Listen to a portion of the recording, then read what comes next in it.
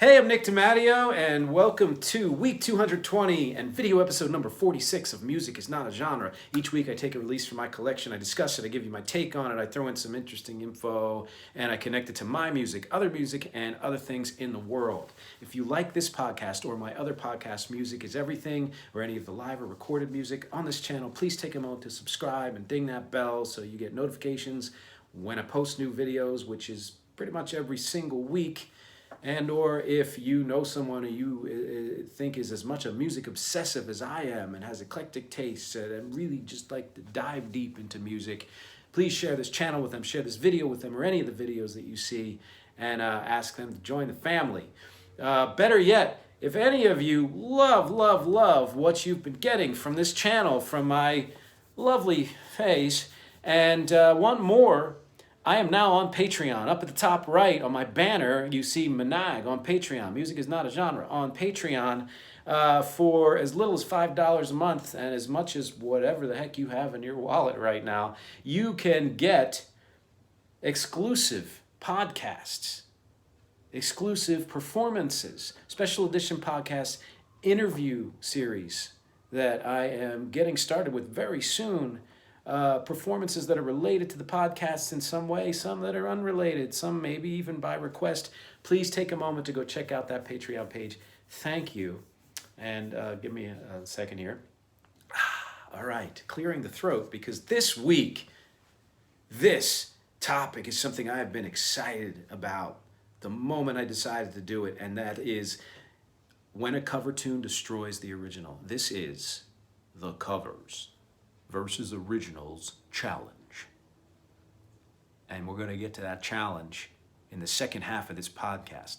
First half of this podcast is going to discuss the impetus for this whole thing, which is this single right here, the Bangles' Hazy Shade of Winter, which, if you know the song, you hopefully also know that it is a remake of an original version by Simon and Garfunkel, bridging the gap between the 1960s and the 1980s. Have you ever, when I heard this song, when I first heard this song, I was blown away by the production, by the energy, just by the Bangles themselves are an incredible band. And I say are because they're still around. And not only that, they have their complete original lineup out there performing. And I believe that they're thinking about recording some new material. Their last recorded material was in 2011. New material. They actually did 3 cover songs on something else, I think in 2016, and have gone through a lot of personnel changes in the interim, but right now they are back to the original core 4. And I'm excited for that because I want to hear more of what they're doing, because stuff like this song, every aspect of it blew me away. And I did not know at the time that it was a Simon and Garfunkel song.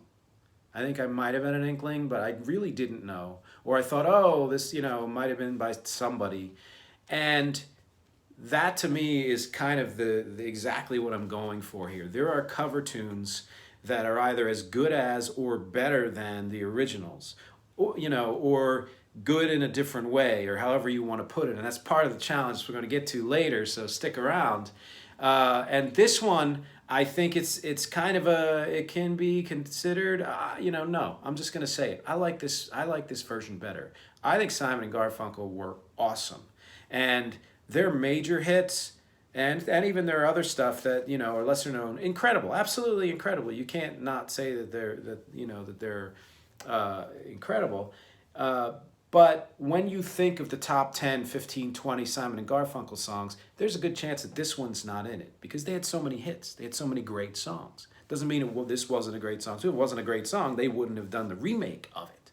But the point being that they did something with the song. It made an impact. It was a single. It made a splash, a big, pretty big splash. And then this group, one of the pioneering all-female rock groups that were formed in 1981, and this I believe was 88, something like that, took it and did even more with it.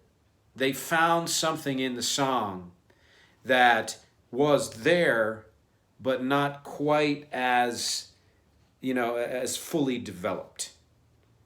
they brought out an energy and a kind of an aggressive, dark side and a sheen to it as well that we used to hearing in the 80s especially. And yet they still stuck to the spirit of the original, which, as you may know, if you've been following me for all these years or all these podcasts, that I'm very picky about covers. I might have eclectic taste and such, but covers for me have to straddle that line between being inventive in a certain way, but bringing something new to, let's say, the context in which you're recording it, or adding a new element from a different style, perhaps, a different production values, things like that, while still sticking kind of to the spirit of the original and mostly to the structure. A little, shifting of verses, or adding an extra chorus, things like that. Totally fine in my book. But it's got to kind of have that combination of newness and honoring the spirit of the original song, because the whole point of doing a cover is that you love the song for some reason, right? And I'm not talking about repurposing material from old songs, like sampling or using chord progressions or lyrics in other songs, either through like remixes, which is a whole different category to me than a cover, or using samples in things like hip hop songs, which have been done incredibly well so many times. Those are different things. I'm talking about a straight up cover. There are a lot of people, unknowns to superstars, who do covers of a lot of things. And as is with all material, most material is not the greatest in the world. Some of it might be great or really good, but with covers, I find that there can often be a certain laziness in approach, because if you're covering a song, chances are, not always, but chances are, you love the song. And you love the song because it's a damn good song. So, there is a school of thought that if I take, let's say, an amazing, Cole Porter standard from the Great American Songbook or a Gershwin tune, and just, put great production behind it and sing, that constitutes a great cover. And I find 85% of that to just be pointless, other than selling something for the artist that their fans love, which I guess then it's not pointless. There's a point to it. It's just that for me, I would much rather hear original material from that artist done in a certain style than them trying to essentially just recreate an old song. If you're going to do an old song, do something new with it. Do something more personal and unique with it. That's kind of my thing. But this week is the whole idea of this challenge, which we're getting to very soon. This is called building suspense. Is that there are songs that you hear that you find awesome that you maybe didn't even know were cover songs, and quite a few of them. Some of them, it's because the original maybe didn't have a hit. It was a lesser known song. But in a lot of cases, it's songs that were hits originally that are then hits again in a different way, and it might take you a day, month, week, year, several years to discover that song is a cover. And I say all of those things because for me, in researching this, it's happened that I looked up great covers that are better than the originals, and songs popped up where I'm like, that's a cover?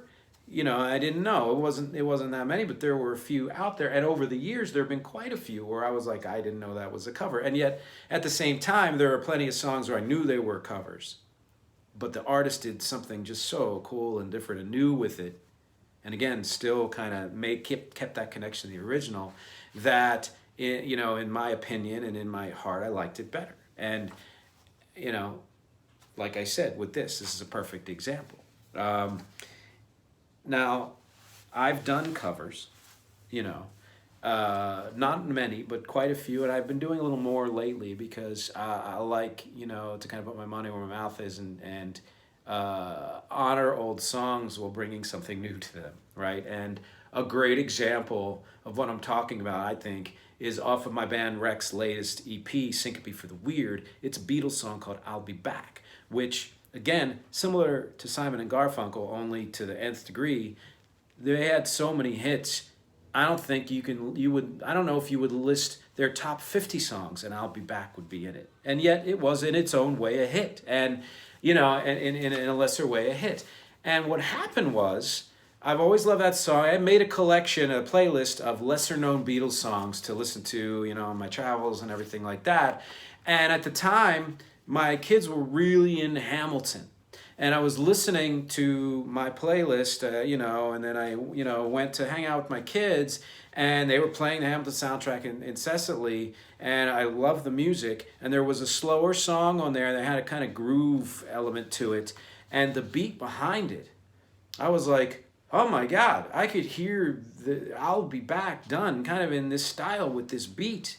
And that's how my cover of I'll Be Back was born. It was me thinking, well, you know, what can I bring new contextually to an old song that still, again, sticks? You can clearly tell that that's the song that it is, and that it does that kind of justice to the emotional content and all that stuff. But it's adding an element that, you know, wasn't there. There, you know, there's a certain, I guess, how did I put it? It's I don't know. It's this certain kind of smokiness. There's a smokiness to the song that did exist before, and I feel like I brought even more of that out, you know, and kind of gave it that slow jam kind of feel as well. But please be the judge. You know, click the link, listen to both back to back, and let me know what you think. There have been plenty of other songs that I love that I haven't covered because I don't know what to do with them to bring something new. You know, without that kind of awkward feeling of, oh, you're trying to make a fast song a slow song or a slow song a fast song, which you could do. In fact, there are a couple examples of this in the challenge that we're going to get to in a second.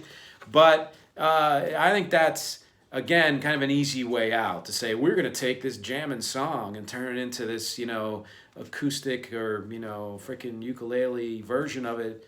Okay, cool. You know, but if you're not bringing...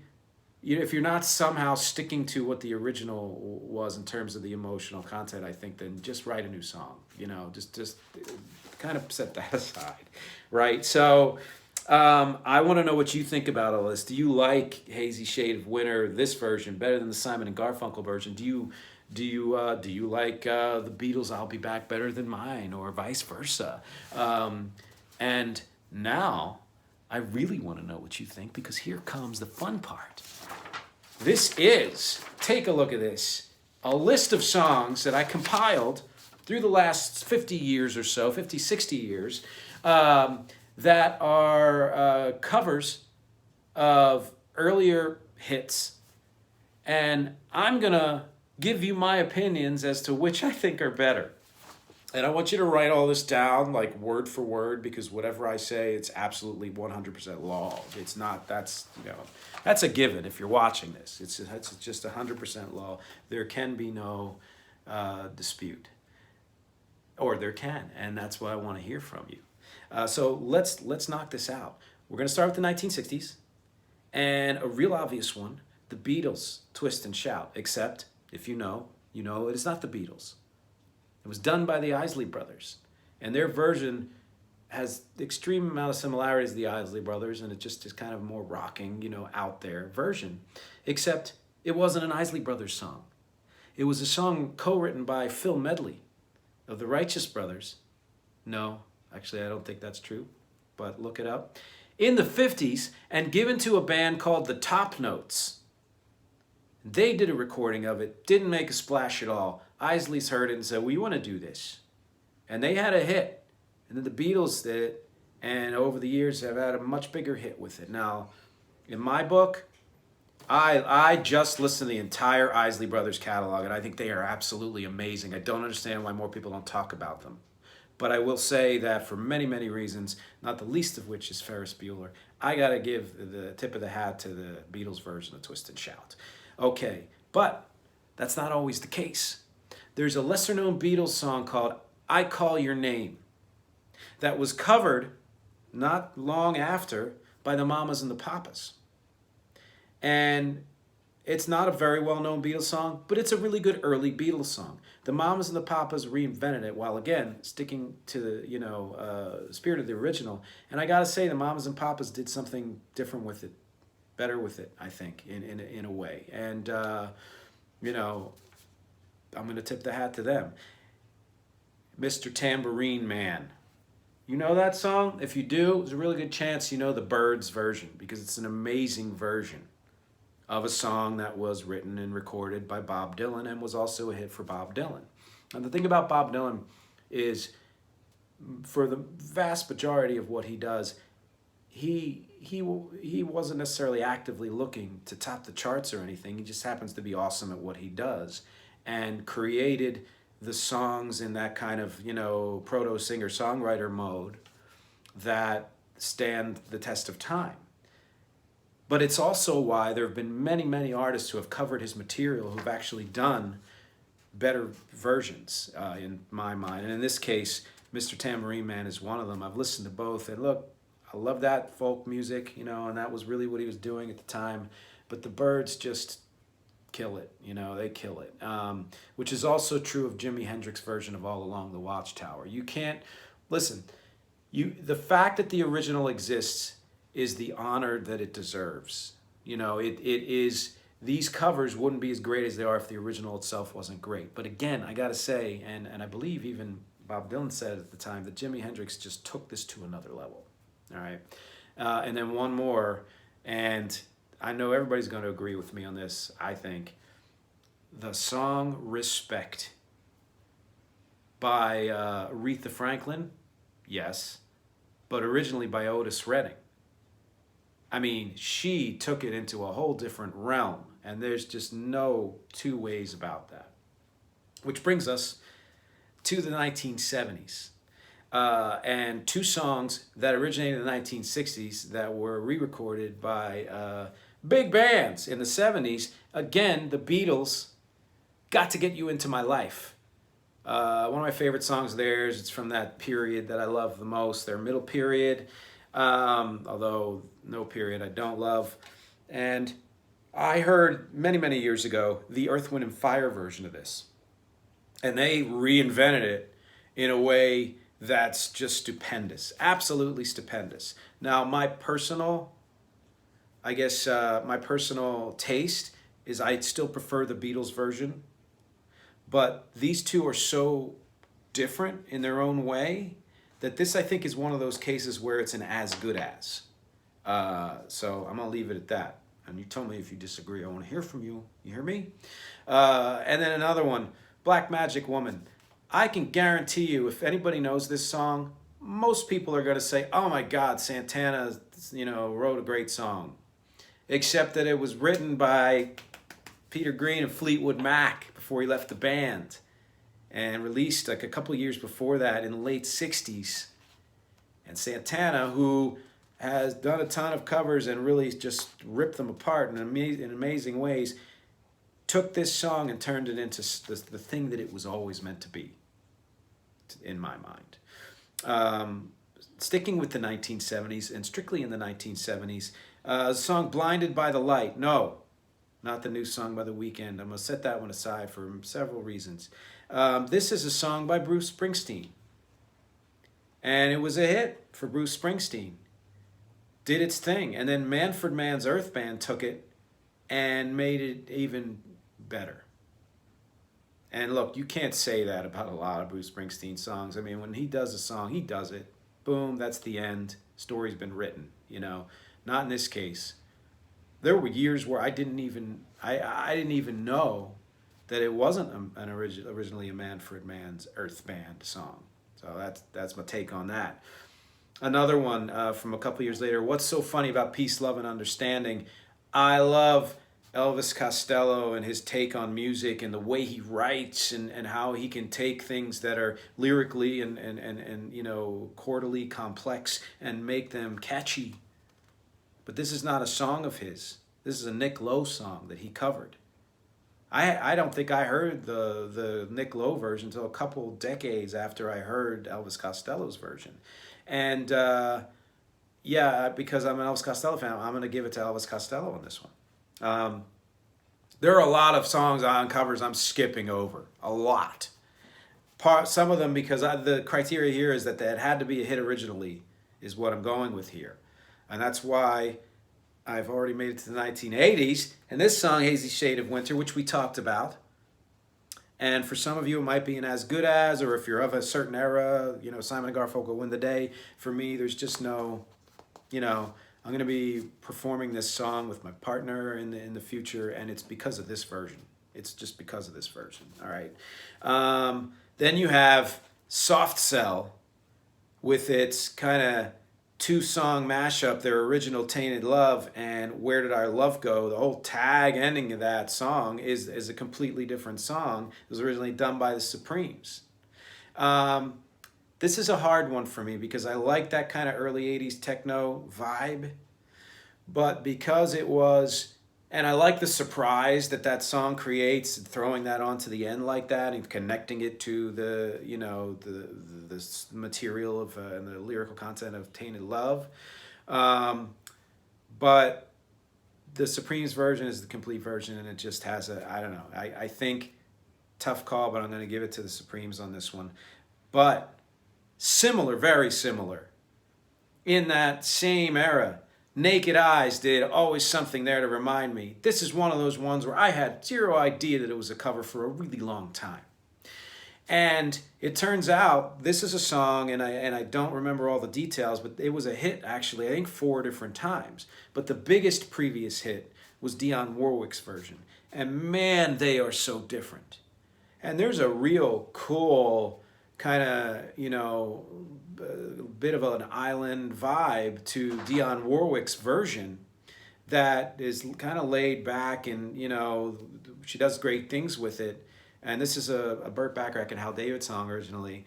But no, again, I think this, in this case, whereas I gave it to the Supremes for the other one, I got to give it to Naked Eyes on this one. They took it and made it just like a you know, they made it like an anthem. They made it anthemic. All right, so that's what I'm saying there. And then one more from the 1960s to 1980s, Bridging the Gap. Take a look, take a screenshot. And that is the song Red Red Wine. I'm going to be doing a future podcast on reggae because I'm cleaning out my LP collection. I have a bunch, 2 or 3 reggae albums.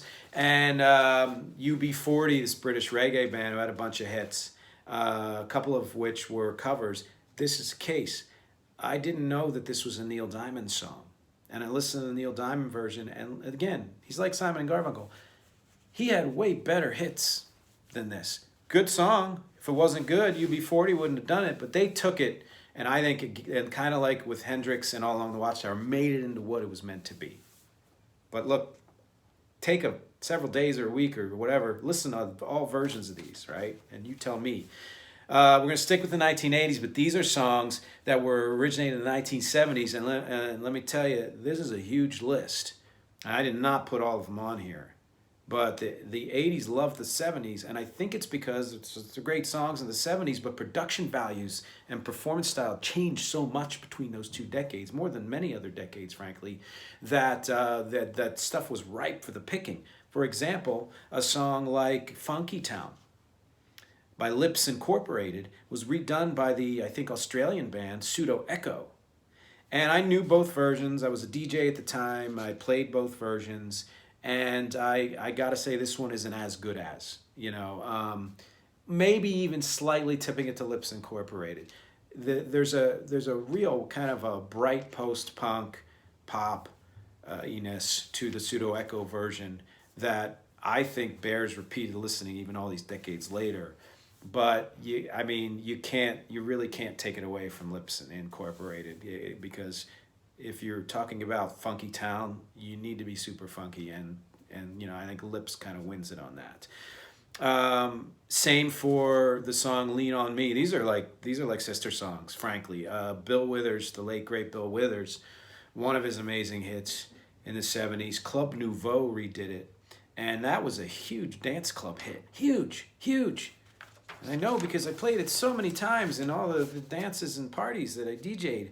And you know, this to me, I almost think this isn't as good as, because they're not really the same in any way, you know, other than the spirit, which is again an important thing. But they made it a party song, And Bill Withers' version is a very personal song and a very kind of warm, supportive song, and both of them have their functions. So I'm gonna say tie. I'm sorry. I'm gonna say tie. I don't know. I'm sorry to. And another one is same. This is like triplets right here. A song, "Don't Leave Me This Way." Huge dance hit. 3 times. And the version that I came to know, being a child of the 80s, was a version by the, I think, British band, the Communards, where they did something very similar to that Pseudo Echo did for Funky Town. And they killed it. And they killed it. You gotta listen to it. They super, super killed it, right? But I think the best version is Thelma Houston's version from '77. Yes, familiar last name. We're going to get to that last name a couple of times in this list. Thelma Houston. That's the quintessential version. That's the quintessential version. But it was also itself a cover of the original that was released by Harold Melvin and the Blue Notes, Philly International, Teddy Pendergrass, Gamble and Huff. Amazing, amazing. Theirs was a bit 75, so it was a bit more kind of, funky, groovy, loping. It didn't have the tightness that Thelma Houston's have. And I think Thelma Houston kind of split the difference between the 75 version and the, I want to say, 86 version, I think, of the Communards. So, tight race. Thelma wins. All right, You Bet You Don't Know This Is a Cover.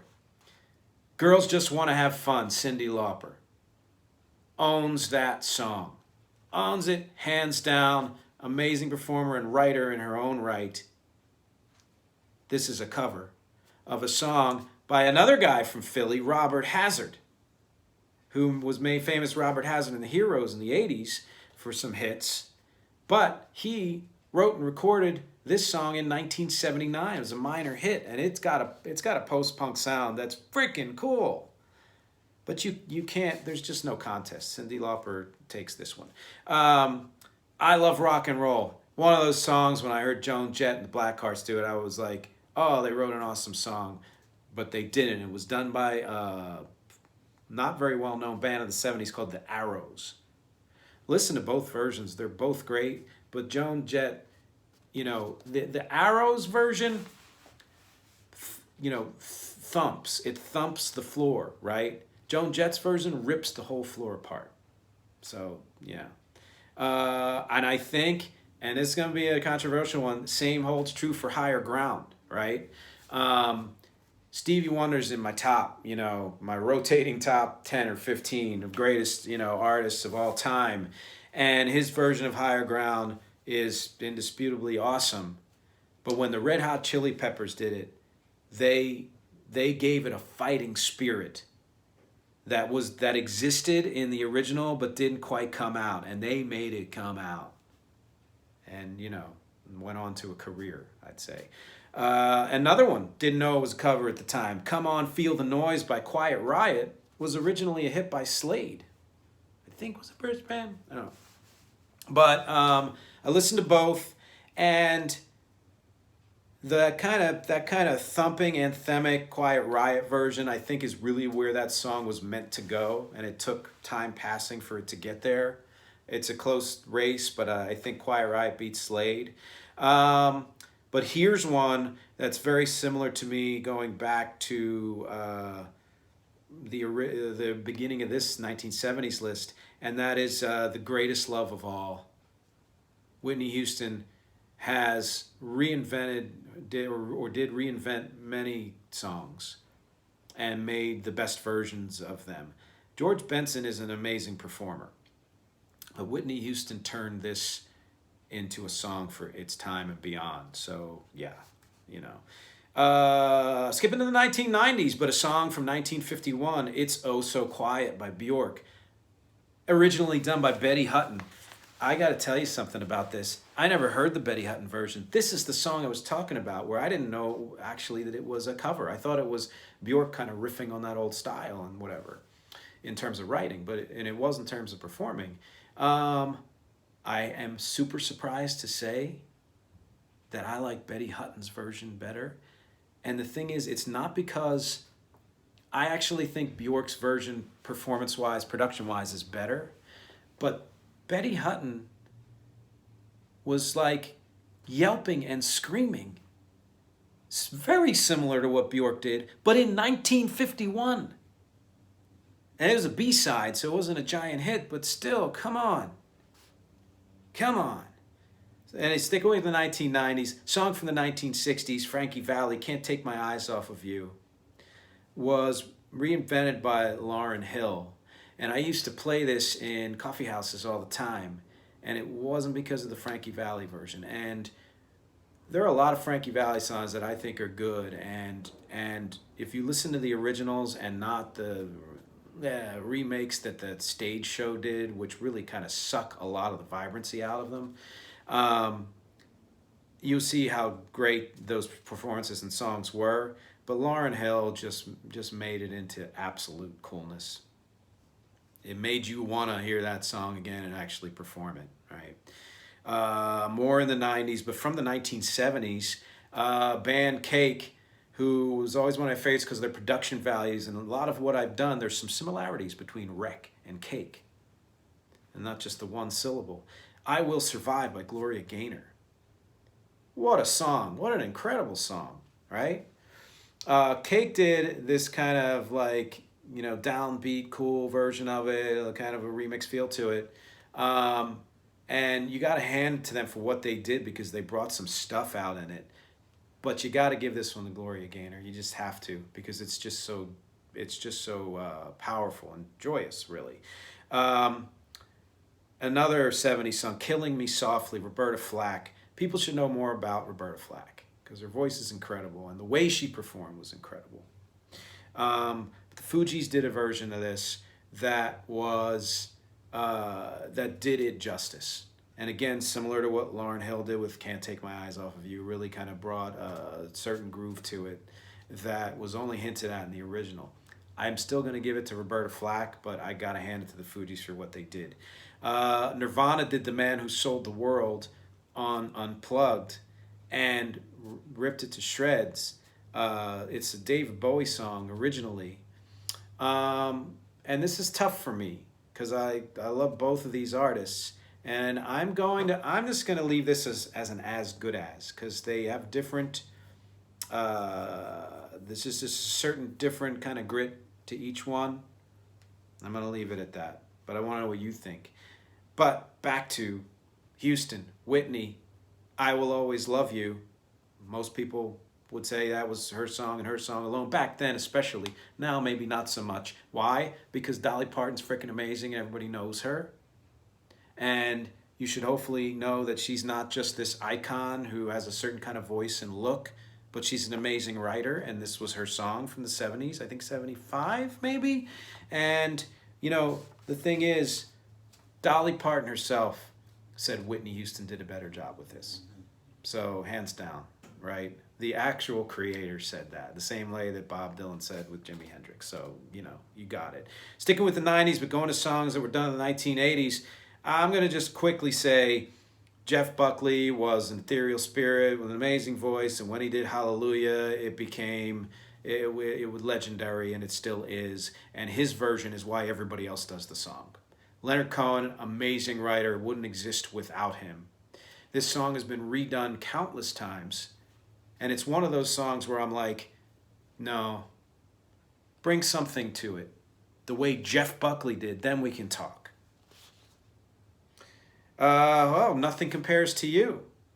Pretty much everybody knew at the time that this was a Prince song, or eventually did very soon after. Sinead O'Connor knocked it out of the park. Prince actually did not originally release this as a single. He gave it to a protege band of his called The Family, and they released it in '85 as a single. It didn't do that well. But then Prince subsequently released on a box set his version of it, or on another release, and you can hear the direct connection between his version and the Family's version. They're very, very, very similar, but the way Sinead O'Connor did in the production really, I think, took it where it needed to be. And nobody's going to tell me that Prince didn't do everything amazingly well, and he's in my top 3. But Sinead takes this one, and I think even he kind of said that.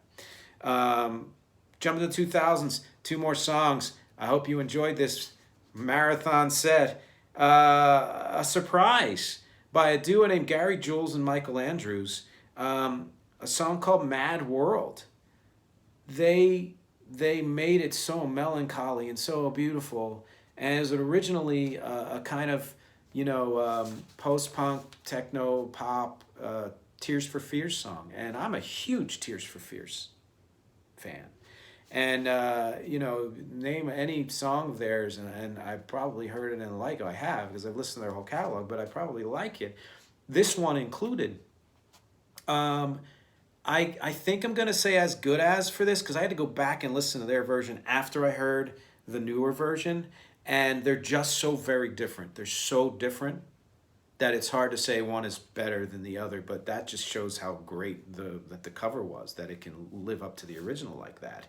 And then last but not really last, because this continues through every single year, people are covering things that have either existed for 2 months or 2 decades or 60 years and always will. So this list can be 500 times longer or more. But I'm ending with this one because it's a song that I covered with my partner, Catherine, which she sang, called Valerie, by the late, great Amy Winehouse. Really Mark Ronson featuring Amy Winehouse, and that you can hear it in the production. And Mark Ronson's done some amazing things, as did Amy Winehouse. But it was originally a song by an indie band, the Zootons. And the Zootons, don't know a single thing about them. I'm not going to pretend I do. Except when I heard this original, I was like, that's my vibe. That's totally my vibe. That's my kind of music. If I had heard it at the time, I would have liked it. She covered it almost immediately after it was released in the same exact year. I think it was 06 or something like that, or 08. And they reinvented it, the two of them, Mark Ronson and her. And so even though vibe-wise, I lean towards the Zootons, version-wise, I have to say Amy Winehouse takes it. Absolutely. And like I said, everything I just said is absolute law. There can be no other opinion. So just go ahead and rewind, write all this down. I'll send you a written transcript. How about that? But take this screenshot again. And thank you for listening. Thank you for clicking and watching and sharing and subscribing and checking out my Patreon page. And especially thank you for chiming in and letting me know what you think about all this. Come up with other covers of originals, both of which were hits, but tell me which one you like better that wasn't on this list. Or go back to this list and knock it down and just tell me what you think. Tell me how wrong I was about one, how right I was about another, how I missed the mark on this one, how I kind of got this one right. I want to hear all of this because, as always, my objectives are music, conversation, and connection. Thank you so much, and I will see you next time.